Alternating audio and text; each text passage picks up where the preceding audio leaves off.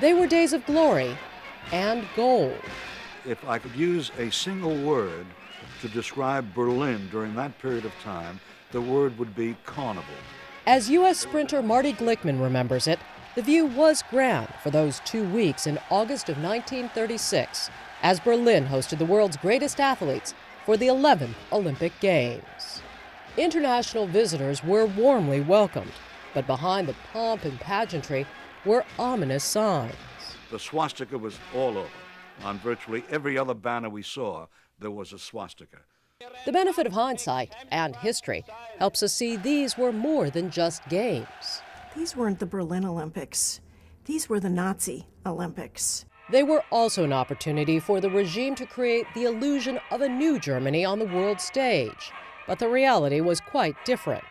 Jews were excluded from all German sports teams and clubs, but the Nazis put Jewish international track and field star Gretel Bergmann on the Olympic roster to fend off international critics. Removed from the German team at the last minute, Margaret Lambert, as she is now known, recalls her reaction. I would have been a loser either way, because had I won, that would have been such an insult against the German psyche. How can a Jew be good enough to win the Olympics? That I would have had to be afraid for my life, I'm sure. And had I lost, I would have been made as a joke. Off the field, the truth about what the Nazis were doing was hard to miss. Many Americans could open their newspapers, and on the front page they could see stories about what was going on in Nazi Germany, so it certainly wasn't a secret.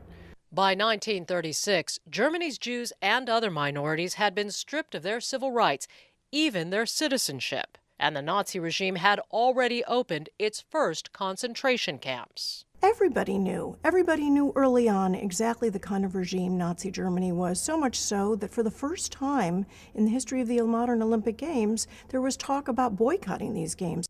The debate raged. They're all trying to decide what to do. Should they go? Did that mean that they would be somehow putting a stamp of approval on a regime that many people felt was abhorrent? Or was it just a sporting contest? In the end, 49 nations, including the United States, came to Berlin for the Nazi Olympics and watched as Aryan athletes followed in the footsteps of the ancient Greeks, bringing fire from Mount Olympus in the first ever Olympic torch relay. The torch run relay was the perfect event for them, and they had such a superb propaganda machine that they were able to exploit it in every way to get the maximum propaganda value out of it.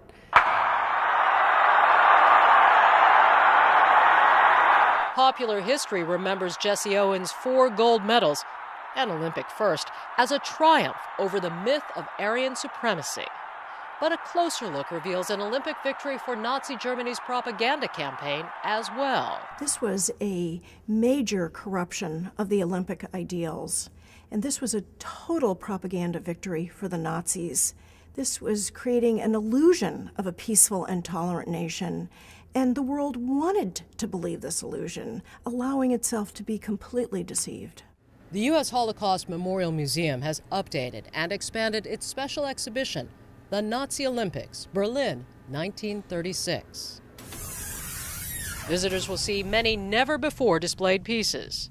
The uniforms of the U.S. track stars, the medals awarded to legendary African-American athletes Jesse Owens and Ralph Metcalfe, their souvenirs, and from that first relay, a torch that carried the Olympic flame.